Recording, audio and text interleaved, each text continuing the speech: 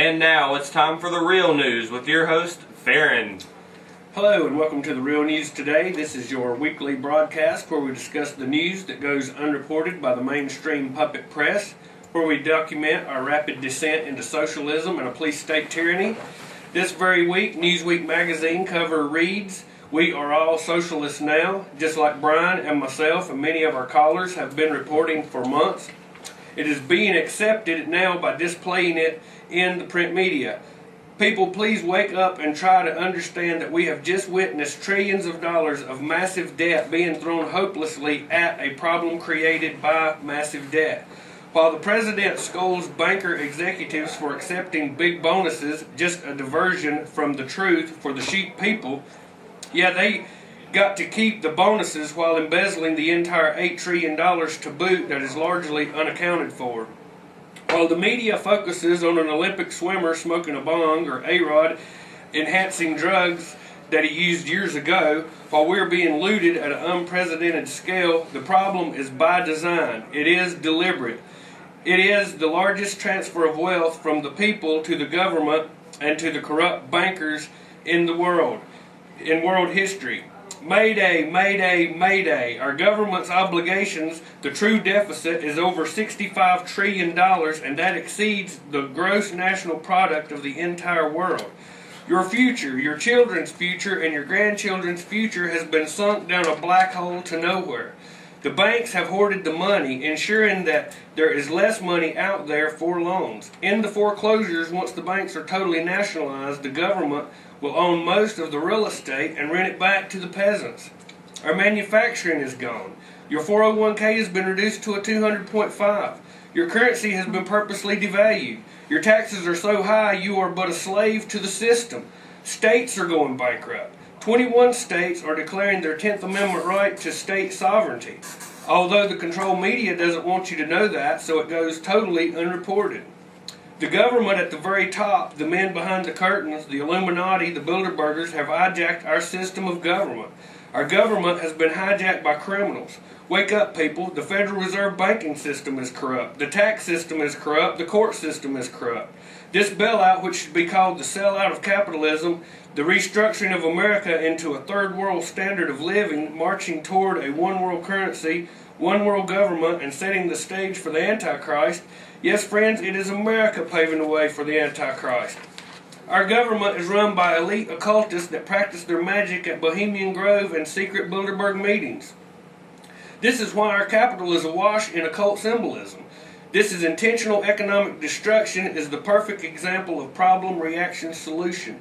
They give us the problem. Suddenly the economy is collapsing. What is our, and apparently our Congress's, reaction? Do anything, do something. A mass record indebtedness. Save us, save us. Then comes the solution to get us accept. Less rights, bigger government, lower living standards, and the complete looting of our economy. Possibly a new currency, even a cashless society, and a march into globalism and a new world order, which was their goal in the first place. We're going to play a clip today for you of Congressman Paul Krajewski, proving that this was a deliberate economic attack on the American people. Stay tuned for this in a few minutes. The government is attacking our right to bear arms, our right to free speech on the radio, just like this broadcast, preparing for civil unrest, openly funding and building concentration camps in America. Watch featured video 1 on our website, therealnewsradio.com. It is time the people unite. People ask me why I'm driven to expose this. I guess I don't accept my children's future being destroyed as well as everyone else seems to. We have to stand up now to defend the Republic. There is a concerted attack being waged against the people in America by these criminals that have hijacked our government. I know it sounds harsh, and I know there's some that want to paint me as a conspiracy nut, but facts are stubborn things, and they just happen to be on my side in this debate. So if you don't believe it, bring it on. I'm open to debate with anyone, anytime. Prove me wrong, or else stand up and let's start opposing this criminal group that is using our government as their apparatus to destroy our country and our society. Let's take back our state and our country. Our guest today is going to be Angelique Landry of nccourtwatch.com. She will join us after the first break. We don't have any breaks today. We're having just a little. But I have several news items after that I want to share with the people. And I'm going to turn to Brian, let him lead us into the news today or any comments that he might want to make. That was one of the reasons why John Thane needed that $35,000 commode to help flush that $1 trillion that we gave to Wall Street. This came out Tuesday, an extraordinary story to help us prove that 9/11 was an inside job. Still standing, the building that proves World Trade Center 7 was imploded. New videos highlight vivid contrast of Mandarin Oriental Hotel fire to fires in World Trade Center 7 before its free-fall collapse. This was by Paul Joseph Watson of PrisonPlanet.com, Tuesday, February 10, 2009. New videos of the Mandarin Oriental Hotel fire in Beijing highlight the vivid contrast between the damage it suffered as it was completely consumed by roaring flames, yet remained standing, and the comparative sporadic fires across just 8 floors at its worst that led to the complete free-fall collapse of World Trade Center 7. 9/11 truth debunkers are in a bind how to respond to the Beijing skyscraper fire because of the building's similarity in size to Building 7 and the gargantuan fire damage it suffered in comparison with the limited office fires witnessed in World Trade Center 7. The Mandarin Oriental Hotel is over 500 feet tall, just 100 feet short of the height of World Trade Center 7. The fires that consumed the Beijing building were on a completely different scale than those witnessed on 9/11, with the flames so violent and widespread that they masked almost the entire view of the building. The best debunkers have come up with seems to be the false notion that the fires caused a partial collapse by making the building lean. This, of course, is complete baloney because the facade of the building was actually designed to appear as if it was leaning in the first place. As you can see if you look at any pictures of the building before it caught fire. And this is on our website, realnewsradio.com, so you can see pictures of it and get some other information under latest news.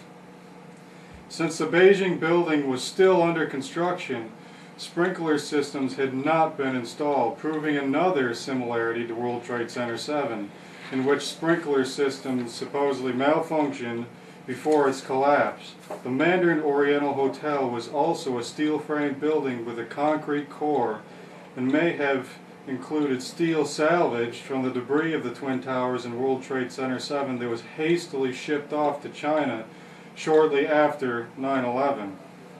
How can any rational thinking person watch the videos comparing the fires of both towers and lend any credence whatsoever to this claim that the thermal expansion could have brought down World Trade Center 7 into its own footprint at virtual free-fall speed, where the dramatic inferno that totally consumed the Beijing building had little structural effect whatsoever?